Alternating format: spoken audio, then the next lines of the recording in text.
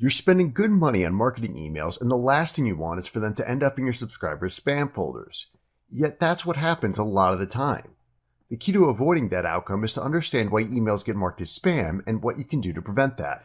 Emails that find their way to the spam folder are unlikely to be read unless someone goes searching for them. That means if your emails are there, you might as well be burning money. A plan to maximize the ROI on your email marketing campaigns must include a strategy to avoid the spam filter. Emails rarely get marked as spam without good reason, but it's important to remember that spam filters make mistakes. They're only as effective as they're programmed to be, and that means you have to be aware of the triggers that cause them to capture emails.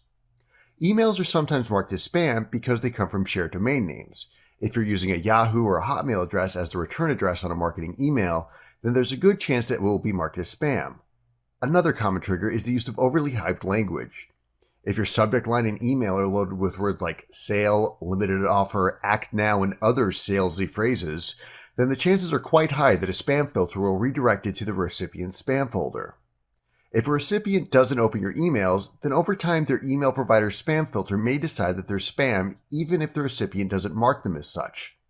As algorithms grow increasingly sensitive, the chances increase that unopened emails may be designated as spam. Finally, if a recipient marks an email as spam, then your email will almost certainly wind up in the spam folder.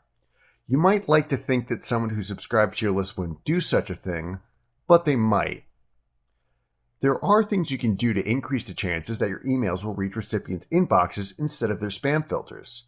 First and foremost, make sure to use a double opt-in for your list. Don't buy email addresses and require every subscriber to click an email and confirm their subscription. The double opt-in accomplishes two things. First, it gets subscribers to look for your first email and find if it's in the spam folder.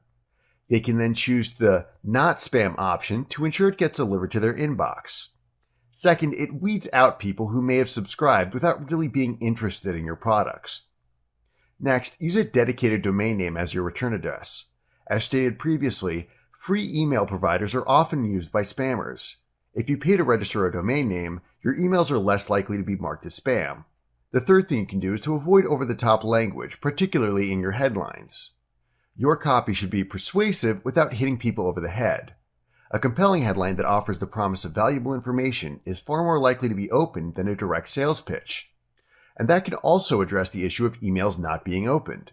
The key to ensuring that your emails reach inboxes instead of being relegated to the spam folder is to weed out people who aren't in your target audience, use a legitimate domain name, and provide valuable content without the hype. If you do that, then you'll increase your open rates and your sales. Please click subscribe if you'd like to be notified when we release new training videos like this one.